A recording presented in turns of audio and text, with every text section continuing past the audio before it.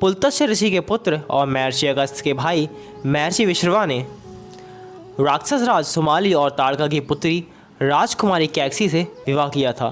कैकसी के 3 पुत्र और एक पुत्री थी, रावण, कुंभकर्ण, विभीषण और शूर्पणखा। विश्रवा की दूसरी पत्नी ऋषि भारद्वाज की पुत्री इलावेड़ा थी, जिससे कुबेर का जन्म हुआ था। रावण ने दिति के पुत्र मै की कन्या मंदोदरी से विवाह किया, जो हेमा नामक अप्सरा के गर्भ से उत्पन्न हुई थी।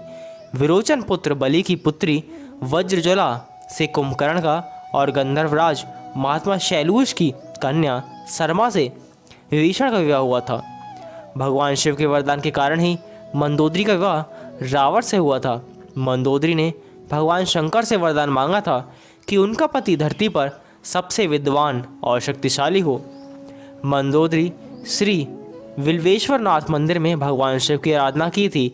यह मंदिर मेरठ के सर इलाके में है, जहाँ पर रावण और मंदोदरी की मुलाकात हुई थी। रावण की कई रानियाँ थीं, लेकिन लंका की रानी सिर्फ मंदोदरी को ही माना जाता था। पंचकन्याओं में से एक मंदोदरी को चिरकुमारी के नाम से भी जाना जाता है। अपने पति रावण के मनोरंजनार्थ मंदोदरी ने ही शतरंज के खेल का प्रारंभ किया था।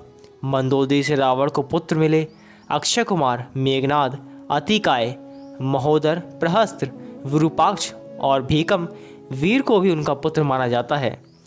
एक कथा यह है कि रावण की मृत्यु एक खास बाण से हो सकती थी। इस बाण की जानकारी मंदोदरी को ही थी।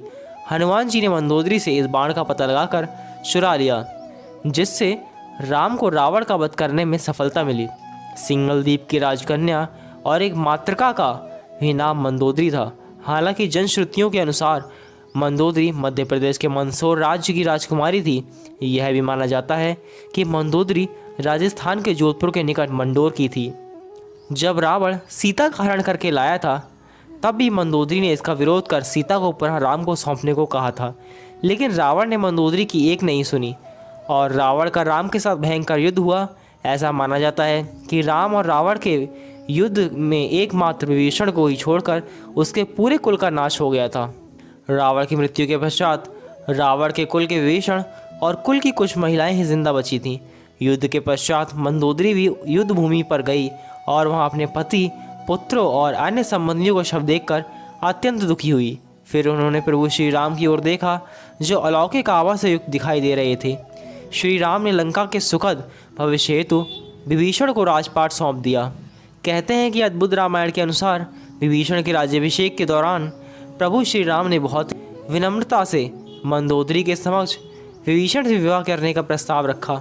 साथ ही उन्होंने मंदोदरी को यह भी याद दिलाया कि वह अभी लंका की रानी और महारानी है और अत्यंत बलशाली रावण की विधवा है।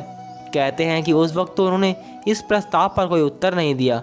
जब प्रभु श्री राम अपनी पत्नी सीता और भ्राता लक्ष्मण के साथ वापस अयोध्या लौट गए, तब पीछे से मंदोदरी ने खुद को महल में कैद कर लिया और बाहर की दुनिया से अपना जनसंपर्क खत्म कर लिया। कुछ समय बाद वह पुनः अपने महल से निकली और विभीषण से विवाह करने के लिए तैयार हो गई। हालांकि कुछ विद्वानों का मानना है कि इस बात में कोई सच्चाई नहीं है, यह मात्र किंवदंतियां हैं। लेकिन मंदोदरी के बारे में इस बात पर विश्वास करना थोड़ा मुश्किल है, क्योंकि मंदोदरी एक सती स्त्री थी जो अपने पति के प्रति समर्पण का भाव रखती थी। ऐसे में मंदोदरी का विभीषण से विवाह करना अपने आप में हैरान करने वाली घटना है। हालांकि रामायण से इतर की रामायण में ऐसे कई ही अजीब किस्से हैं। यह भी सोचने में आता है कि कुछ समाजों में प्राचीन काल में ऐसा ही प्रचलन था। सुग्रीव ने भी बाली के मारे जाने के बाद उसकी पत्नी से विवाह कर लिया था। तो दोस्तों, आपकी इस बारे में क्या राय है, कमेंट करके ज़रूर बताएं। और वीडियो अच्छी लगी हो तो वीडियो को लाइक करें, शेयर करें, कमेंट करें और चैनल को सब्सक्राइब करें। तो चलिए मिलते हैं एक और अगली रोमांचक वीडियो में। तब तक के लिए देखते रहिए माइथोटॉनिक।